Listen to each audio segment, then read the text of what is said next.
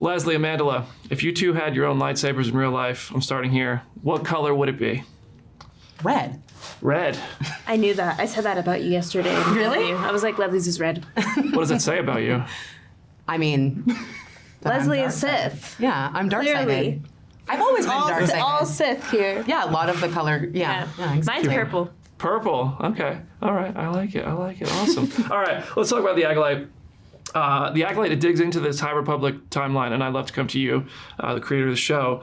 Why was the High Republic the time to tell a story? Was it kind of this up for grabs era that Lucasfilm was like, we're open to ideas? Was it where you went first? Like, how did that come to be?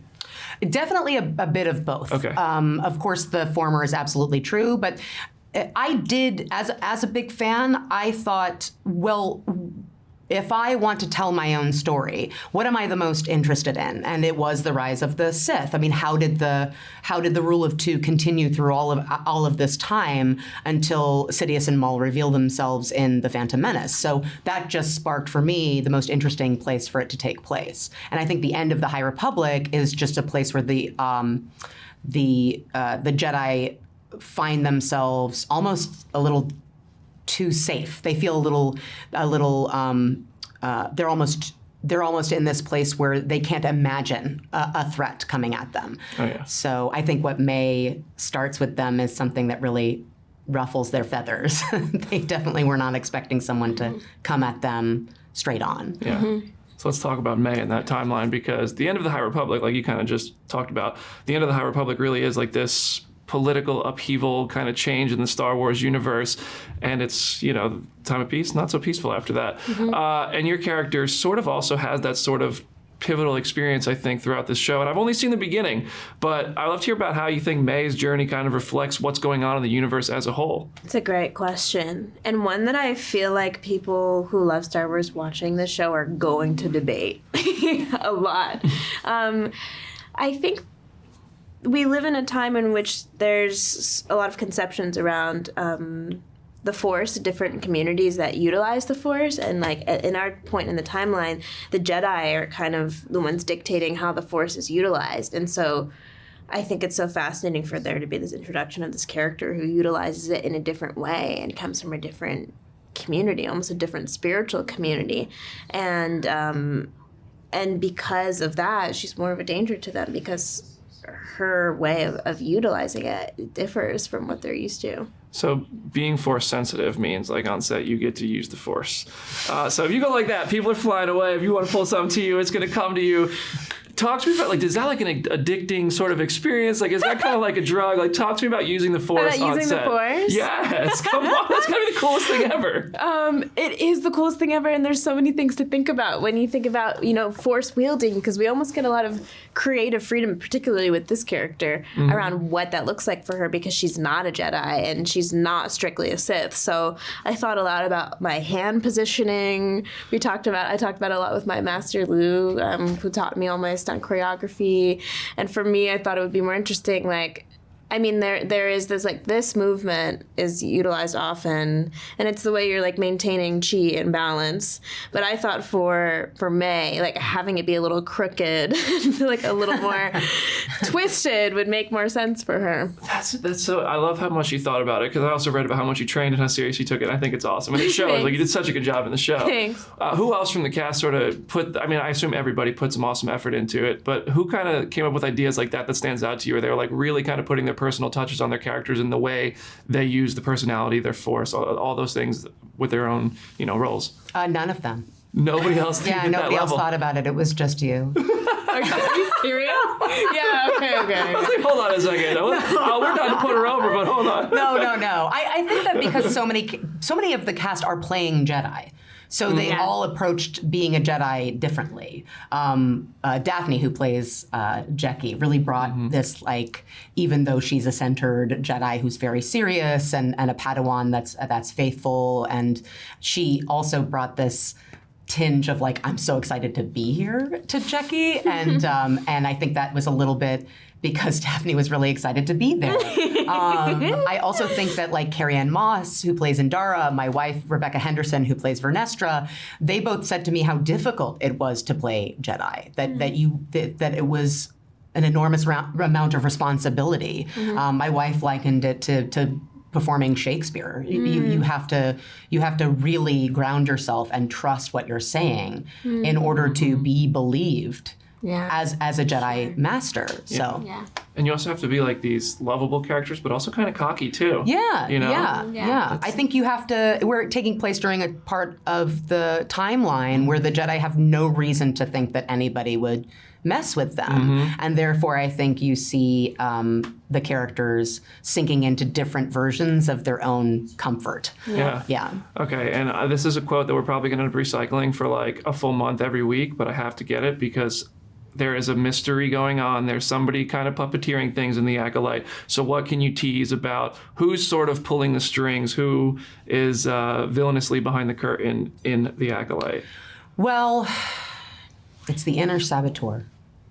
I like that. The bad guy inside all of us. That is Just very waiting true. to get out. That is so deep, Leslie. And not that I'm counting, I'm going to end on this, not that I'm counting, but a certain green Jedi Master would be about 764 years old at the time this story is taking place. I love that you checked the age. The actual map He of checked it. That's could awesome. a character like Yoda or other familiar faces from the Star Wars world show up in the Acolyte? Can you imagine? I can't. Can you imagine if they were like, no problem, you can use Yoda? Not a big deal. Be pretty Go for awesome. it. Yeah. No, there is not. We are pulling characters from the High Republic and characters from EU, but that's it. I think it's so awesome that you just flat out answered that question. Thank you for that. It's so rare that we actually get a full definitive answer. So thank you for that. Yeah. And this show's awesome. So thank you for your great work on it. Thank I you. can't wait to see the rest. Thanks. guys. Acolyte rocks, guys. Thank you so much for talking with me about it. Oh, Thanks for coming. All right, so I'm going to go across the board here. A question I'm sure you've not been asked yet. If you all had your own lightsaber, what color would it be in real life? Go for it. I mean, purple, man. I was gonna say purple too. No, I just wanted to be. I literally campaigned to get a purple lightsaber, Yeah. and obviously we know who it belongs to. Yes. because it's pretty badass. But I good. really wanted to be Mace's like great grandfather of some sorts. And I know that lightsabers are not a lineage connection, but in my mind, I was creating that Yeah. story. Yeah, purple. Happy with the yellow. Love it. But Pretty cool. It is cool. Pretty damn cool. Yeah. Balance, you know. Yeah. I wish I could be purple. I'm just not cool enough for that. I think it's too like niche. I feel like I'd be green, like my character. Okay. Yeah. Yeah, I would also love a purple. Also not cool enough, but I think my vibe goes towards like a dark navy blue. Ooh. Oh, you're going with tones now? Yeah. Tonal. Yeah. Okay. I Yeah, do 'cause see there blue are for you though. Specific tones. Because apparently there's like a gray too. I was looking online at one point. like, There's I mean, yeah, There's the an Phantom array. Photo, there's like, you know, there's Isn't it like a little? Oh, there's a gray established, but it might be Isn't you there know like a the rainbow Phantom one? side or the order or the Here's all you. There's- It depends how deep you want to get with it, yeah. because you There's a can white really. one, and they all. I mean, they don't have meanings and they do have meanings. It's complicated to figure out what within the Star Wars like. where George Lucas begins and the fans end. Exactly. Yeah. And And then Filoni sometimes, like- after a few decades, they might change if you watch the same movie. Exactly. You never know. Exactly. Go with the flow. So training for a lightsaber, I'm sure you guys have talked about that a lot, but was there ever did you ever may have an accident with a lightsaber? Did anybody ever actually hit themselves or all the time. what kind of stuff would go wrong while trying to look cool with a lightsaber on set? Yeah. I definitely does. Oh, well, first of all, I broke at least 5 lightsabers on my down. first day. Because I'd hit them really hard and the lead would break. She was very committed. Yeah. Okay, so the first time you And they break a would, lightsaber, are you no. I'm fired? I was like, I'm fired also. How much money did I just cost Disney? And there's nothing, truly, there is no sense of shame stronger than when an AD looks at you with disappointment. And the looks of disappointment I was getting from ADs, they just look at me and they'd be like, Daphne broke another saber. And you're like, oh my God, I want to actually No, die. it's fine, Daph. It's fine. They're like, it's okay. Can you bring another one in? And you're like, oh God. So a lot of that. Also, very shamefully, I'm short, so my saber kept hitting the ground whenever I spun it, so I had to give me a shorter saber, which also not very cool when they're like, here's a smaller one. It's like, it's not. It's like itty bitty. Yeah, they're like, oh, cute. Not my I feel like Jacky's story and Dafne's story kind of have a lot in common in a sense. Like you're both young people, young characters who are very cool and collected, accomplishing more than everyone else their age. It's really cool to see. Like, did you find yourself reflecting like Dafne's journey in Jacky's, and did that help you inform the character? First of all, thank you so much. Of course, you're killing it. I'm happy for you. And second of all, yeah, I did bring a bit of my own experience into it. I think being someone who has been working for over 10 years at 19 throws you in at the deep end and forces you to kind of be an adult from a very young age. And I think Jackie has that in her, and this adultness that's not that common in an 18-year-old, which is how old Jackie is. So there was a lot of that, and a lot of my perfectionism and her perfectionism, and just how hardworking I think we are, and also how hard on ourselves we are, and competitive. So a lot of me and her was very similar, which was pretty easy to access. Yeah, I get it. Take a minute though. You guys all crushed in this show. It's awesome. Thank you. Your Fandar has to be like the most Jedi-sounding name I've ever heard a Jedi have. Ever. Yeah. So the first time you heard that name, like, what did that say to you about the character immediately? Low key, I just heard this story from Leslye, and I don't know if she's going to be beating me in the butt for saying it, but apparently she is on a gaming group online, and I can't remember what game they play, but it is I think it's a live action role playing game. But Maybe don't out Leslye. Don't. no, say she told me. She's like, this is the gaming group. Her alias is. The friends. Yeah, you can go find it. The friends invented a character named Yord Fandar on the game, and she stole the name. And when they didn't know, basically, until they read the first couple scripts, and they're like, "Hey, that's our guy." And she was like, "Trust me, he is very Yord." So I think I have to give credit to them. But it is Shout out literally gamers. the perfect fit for his humanity, so good. or lack of humanity. And now he's an action figure. Like, dude, you're Crazy, man! You're cool. That's Blown cool, away. man. Blown away. Okay, with your character, I watched these episodes, thought it was fantastic. I was like, how do I talk about Khmer without like giving something away? So I'm gonna let you try to do that because you're sitting next to two Jedi characters. So I'm gonna come with this. How would you kind of describe your character's perspective of Jedi and all the things that are going on politically and just in this landscape of the galaxy question, at the end of the High Republic era? Yeah, I mean, dude, very good question. With Khmer, it's very much, he comes from a very selfish standpoint. He's not really about the Jedi, not really about the Sith, but it's more so, who can he use to his advantage in order to survive? I think everybody just wants to survive, and it's like, how does a regular person survive in a world where you have the Jedi in power, but also maybe Sith lurking, and him having to constantly watch his back? How do you kind of weasel your way through this whole adventure and through this whole mission or whatever? But yeah, it's an interesting character to play. And also always a fun one because I don't have to necessarily abide by the rules. He's pretty malleable, so you never know where he'll end up by the end of the story. True. I can't wait to see it and see the mystery unfold. And I have to ask this on the way out. Would I be the only person who asked you about Deadpool and Wolverine today? You would not be. Okay. So We've been asking. Let me ask you, because I know you're not going to say whether you're in it or not, whatever. But what happens when somebody comes in and they're like, "Hey, I'm going to ask you a question about this other project." Yeah. Like, what goes through your mind when you know you can't say anything? How do you approach that? Also a great question. Well, first of all, amazing POV for the question. Yeah, but literally. what goes through your head is, first of all, how cool that something is that big that it seeps and it like bleeds into other projects, and how cool it is that I got to be a part of something that had such a huge legacy that almost 10 years later I'm still being asked about, and that just feels pretty huge. Yeah. First time I saw her, I mean, I walked on the set and I freaked out. No, you didn't. Yes, I did. I mean, we talked did? about it. Yes, homie. Oh yeah, you did. Yeah, I was like, "Yo, you are so good." Sorry, we can go on for days. She's so good. Awesome. Well, congrats on the Acolyte. Enjoy the premiere Thank you tonight so and much. enjoy the rest of your interviews. Thank you so much. Jodie, Rebecca, I'm going to ask a question I'm sure nobody's ever asked you so far, but I'm having fun with it though. What color lightsaber would you have? Not your character, but in real life, if you could have a lightsaber, what color would it be? Red, Why? because I'm a Sith. Oh my God. I'm evil. I don't know what to tell you. It's even scarier that you own it that way. Red. I feel like purple. Yeah. Okay, that's a cool one. Yeah. Not a lot of purple ones, and the only time Yeah. I've seen them, they're always really cool. There's I three. think There's purple. three, right? I think there's three. I think purple or pink because Because you're a little my daughter evil. would approve. Wait, has there ever been a pink lightsaber? I don't think so. I think it's Ooh. too close to red. That would be cool. Yeah. That would be cool. All right. Well, But I am a little evil. I know. That's why it's pink.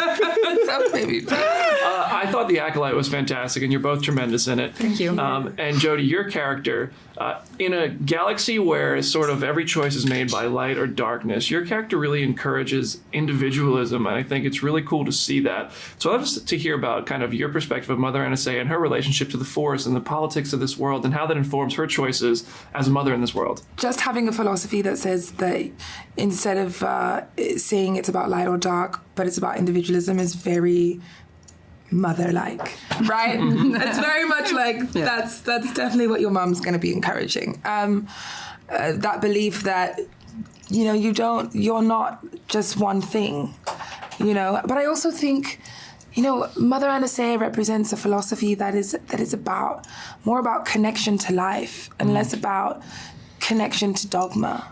Do you know what I mean? I think that's where she's resistant to the idea of institution, and she just wants to create a world that is safe for those like her. And so that means resisting institution, because institution is saying that what she is wrong, and she doesn't believe that at all. So let me ask this, what does your character think of Jedi in this world? Because those do seem to be like characters who are more leaning in towards institution a bit. I just think that Mother Anastasia feels that institution is not correct in who she is. So that means if a Jedi believes in what the institution is touting, then that Jedi is believing something that is not correct. That's fair. It's going to be interesting to see how those ideas clash maybe in the Acolyte. Yeah. Maybe we'll see. I'm not going to give anything away. Rebecca, we saw in the trailer the light whip, which first of all was awesome to see. To bring something like that to life as Vernestra, first of all, like everybody has to train for lightsaber use. How is it different when you're doing a light whip? The training wasn't that different, but I suppose the light whip is very dangerous. It's Right? even for the user. Yeah, exactly. Right? Whoops. Green head on the ground. The training wasn't different, but yeah, so much wrist work. So much wrist. Oh, okay. And as you can see in the shot that I'm going behind me, so it's something that I'm not seeing in front of me. So I know typically like they have the sort of lightsabers that light up and illuminate, so it kind of glows when people are using it. Do they have to develop like new VFX or practical anything like that to make it work? They did, yeah. Okay, do you know anything about how that went down? No, I don't. Okay, that's fair. That's It's fair. not my department. But I didn't see it until recently. The new clip that they released was the first time I've seen the full, the prongs of the thing go up. So you had to react to it with us. Yeah, I did. I was like, I look cool. I look so cool. Yeah, I look so cool. I was speaking of looking cool. Okay, so Vernestra's a character who in previous mediums, like we've seen kind of like purple hair, different apparel, and in this, a different look. We're seeing like the green head, and but I feel like everything about Vernestra kind of says something about the character. So I'd love to hear about how you interpret like the appearance, the choices of what she wears, the choices of not having hair, things like that, how they informed the character for you. I mean, the look, all the homework that I did leading up to it, the look definitely sort of made everything come together. I love the bald head. She's over 116 years old. So, I don't know anyone over 116 who has any hair left, all my older friends. So that made sense. Oh, right. Sorry. Except for you. And all the tattoos on her head, for me, that was just, she'd been through so much over these 100 years since we'd last seen her. And they all, each one means, sort of a battle won or something that she'd gone through and achieved. Yeah. The look was very helpful. Cool. Stepping onto set. So I imagine being Force sensitive and like maybe the first time you use the Force or anything like that on set, it's probably a pretty surreal moment when you realize like, oh, when they called go, I'm going to go like this and something's going to move. What is that experience like for the first time? Does it get kind of like, is it like a drug? Is it a bit addictive to be like, oh, wow, I can really just do that? People go flying or this thing. Like, what is that experience like and how do they kind of coach you up on looking cool and organic using the Force? The first thing I did was open a door, and I did run into the door the first time I did it. So that didn't look so cool. But, because it's the timing with the people who were actually pulling the door and everything. But once the timing was right, it was so cool. Yeah. It felt powerful. I didn't really open and close many things. Okay. You did do more important stuff than open and close? I had other people opening and closing. Oh, nice. For me. Nice. No. No, but you're very powerful. But it was very interesting. We definitely had a movement coach, and Alex, yes. Alex, our movement coach, and so we kind of together sort of worked on what it could feel like a choreography for Mother Anastaea's manipulation of the Force, because obviously we wanted it to exist in a way that felt unique to the way that a Jedi might use the Force. So it was really just kind of the Wild West. We were just like, and then there would definitely be times when I would be like doing something, and then they're like, "That's great, let's do that again," and I'm like, "What did I just do?" I have no idea what I just did, because I was kind of freestyling it a little bit. Sure. It was playful. It was. I got to play. From what I've seen so far, it all came out great. Thank you so much for talking with me about it. Enjoy the ride. Thank you so much. Lee, the Acolyte is awesome, and Master Soul is my favorite character. 제가 제일 좋아하는 캐릭터예요. But if Lee had his own lightsaber, what color would your lightsaber be? 개인적으로 배우 이정재가 라이트세버가 있으면 무슨 색깔일까요? 당연히 블루를 선택하고 싶습니다. I would have to select blue again. What do you think blue would say about you? 그 블루가 개인적으로 뭐를 표현하는 색 같으신가요? 블루는 굉장히 제 느낌에는 냉철한 판단으로 평화를 지키는 어떤 그런 컬러이지 않나라는 생각을 하면서 소울도 그런 정신을 가졌으면 좋겠다라고 생각했습니다. I think blue represents sort of this sharp decision making, and I think Master Soul embodies that element. Oh yeah, the High Republic era where this Acolyte show is set is a really pivotal time. It's a time where Jedi and the Force and all these things are sort of being learned about and explored. And your character, like you just said, makes very sharp decisions. He's very strong in his faith with the Jedi. I would love to hear about how you kind of explored this timeline and helped it inform your portrayal of Master Soul.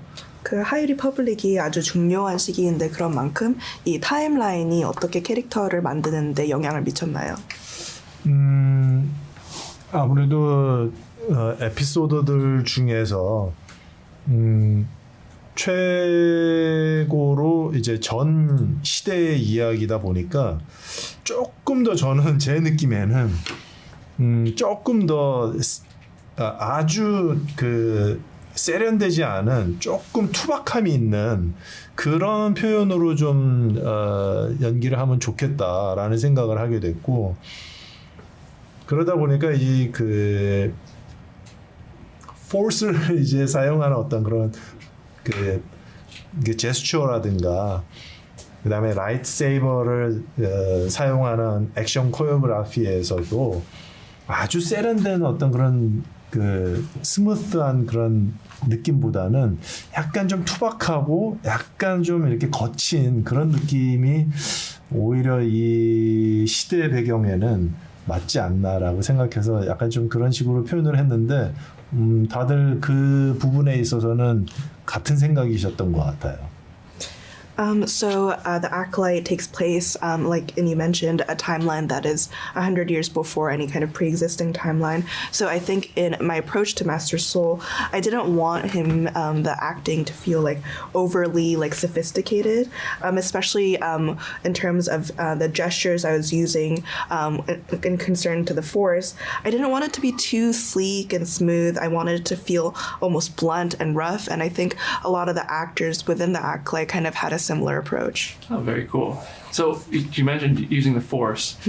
Using the Force must be so cool. You go like that, things fly away. They have people rigged. You can go like this, something flies to your hand. What was it like on set to experience the first time you do this and something flies away, or you pull something to you? Like as a performer, as a person, what did that feel like to see how it's pulled off?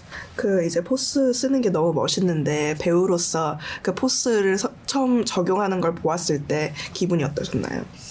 글쎄요, 뭐 제가 좀 처음엔 저도 좀 어색했어요.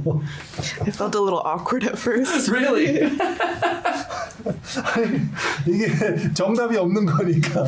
There's no set answer to how to do it, so I was a little. Figure it out as you go. 근데 처음에는 이 포즈가 더 중요한 건가라는 생각을 했는데 훨씬 더 감정이 더 중요하구나라는 생각이 들었어요. 이 포스를 이제 사용할 때 얼마만큼 나의 감정이 이 포스에 담겨 있는지, 그리고 이 포스를 사용하는 데 있어서 나의 에너지를 얼마만큼까지 쓰는지가 표현이 되는 것이 훨씬 더 중요하겠다라고 생각하면서, 예전에는 포스를 쓸 때 이게 제스처 막 이렇게 막 동작에 더 생각을 더 많이 했다면은 그 다음에 이제 연습할 때는 이게 아니구나, 훨씬 더 내 감정을 표현하는 게 더 중요하구나라고 생각하면서 이 제스처에는 별 신경을 안 썼습니다.